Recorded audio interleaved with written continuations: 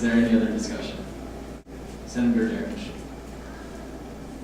On the list, there's a like final result is ASUN students back to 10 monthly events is outlined basically right in front of us.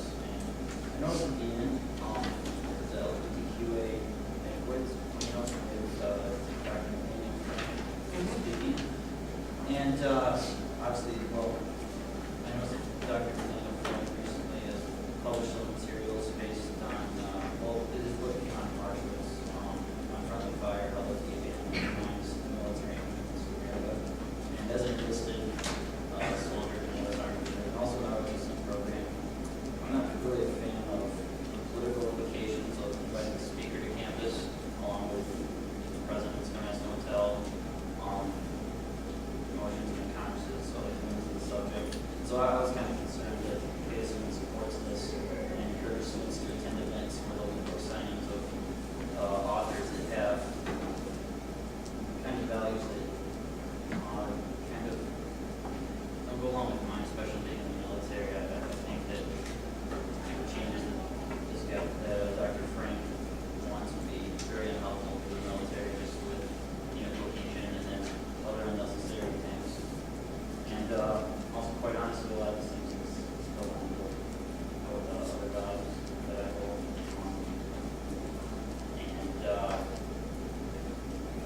Besides that, I just think this bill isn't that necessary. We don't pass it kind of like, well, we had to pass the Day resolution last week, and that didn't happen, whether or not we supported it or not in our little resolution here. And a lot of these events are already encouraged if we support it or not. If it's not like it'll be just an extra bound on campus if it doesn't happen. But I'm not convinced to especially support this bill to supporting a guy that goes against my values against military. That's what I have. Senator Shalani. That's a lot of things to address. I'll start by saying that in ASUN's non-discrimination clause, which we should follow as an organization, it says we shouldn't discriminate based on those sexual identities or gender identity or expression, so we should support all of those things, and that's what this History Month is supposed to do. In reference to Dr. Nathaniel Frank, his actual keynote is not going to address the Donest Hotel policies that he's talked about in his book. It's actually going to be talking about his Create the New Normal. It's going to be excerpts from his new book, which does not deal with Donest Hotel. So as a clarification, there will be book signings because he is an author and he's always open to signing books, but there will not be, that's not the main topic of this conversation. Senator Solomon. Just from an academic standpoint, I would say that bringing a speaker like this to campus, although some of us might not entirely agree with what I've said before, that's what we're supposed to do as a vibrant university. We're supposed to stand up for academic freedom, and by supporting this, I think that's a small step in doing so. So I encourage everyone who values academic freedom to support this bill. Senator Kelly.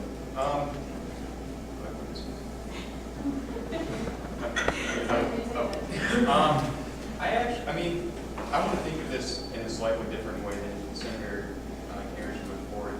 I'm not necessarily opposed to this based on my own personal values, but I feel like we've put forward this effort to, we've made it our goal to promote diversity on this campus, and I think above all else, part of that goal should include promoting diversity of thought. And whether or not you agree with this, some of you may not, the fact is that there are people on this campus who might be opposed to this on a very deep religious, spiritual level.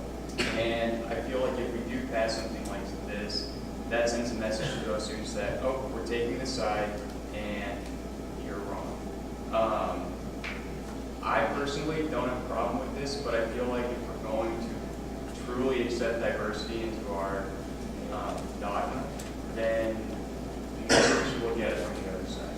That being said, I just don't want this to go without having any kind of discussion about what the other side wants to say.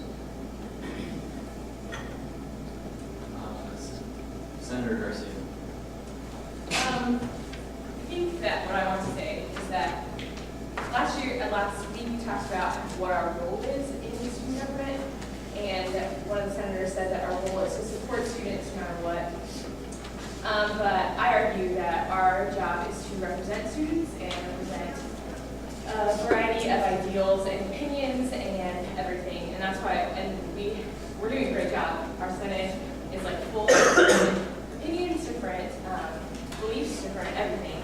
So I think that that's great. So I guess what I want to say is that if somebody opposes this resolution, I don't think it's because they hate the people that's involved, and I don't think it's because they hate students and hate the expressions that they want to express. I mean, I'm trying to think about that one a little better. But I think that it's because they're representing a group of people that, like Senator Kelly touched on, that like really think that it doesn't match their ideals. And to me, when something doesn't match your ideals, supporting anything that says that those things are okay, like if I think that killing people is wrong, then like I don't want to support something that is going to distribute hands to everybody. So like, because it's semi-promoting the idea that killing people or shooting people is okay. And I think that's a really extreme example, but I just want to say that if people oppose this resolution, it's not out of hate and it's not out of hate of diversity or of people in general. Senator Fitch. I think, and I am very sensitive to the fact that there may be students who find this problematic. Although we're not encouraging anyone to change their views. I mean, we're not bringing that into question. You know, we're asking people to look at something. And I think that as students, one of the things that we do is look at things, you know. And, you know, for example, you know, people can probably guess what my political strike is fairly easily. But, you know, I went to go see when Santorum came. I went to go watch his presentation because I thought, you know, I'm probably not going to agree with anything that he says, but perhaps I will. And there's also the chance that I'll be able to better define my positions that I do agree with by, you know, sort of being exposed to someone who's a thoughtful person who has different opinions on these issues. So that would be my, you know, I think that when we encourage people to look at things, I think that's a good thing. You know, and the other thing that I point out is that part of the thing with this too is that there's an imbalance of power. There's a pretty severe imbalance of power. I'm guessing that, and I mean, I'm not going to make this a blanket statement and stereotype, but I'm guessing there's a correlation between the people. By having an LGBT history month, we haven't really stripped anyone of rights, you know, like, whereas this is, I think, a small step in having discussions about, you know, what is fair and equitable in our society. For example, you know, I've been with my partner for about 2.5 years, which, you know, for a lot of couples, that would be kind of the time where you started talking, engaged, married, whatever. But there's a bit of a foreclosure, because even if we, you know, drove over to Iowa and got married there, none of those rights would carry over here. So it'd be kind of pointless to a certain extent. The other thing, luckily the university's non-discrimination policy covers sexual orientation, but in the state of Nebraska, people can be fired for their sexual orientation, including straight people. I don't think that's ever happened, but it's something that could happen. People can also be fired for their gender identity expression. And so when we go into those sorts of things, I would say those are pretty strong infringements of rights. And I think that this is a step in ending some of those injustices by having conversations. And, you know, I can see where people would be concerned about the statements, that, you know, LGBT people should have the same rights as everyone else. I can see where there might be some objections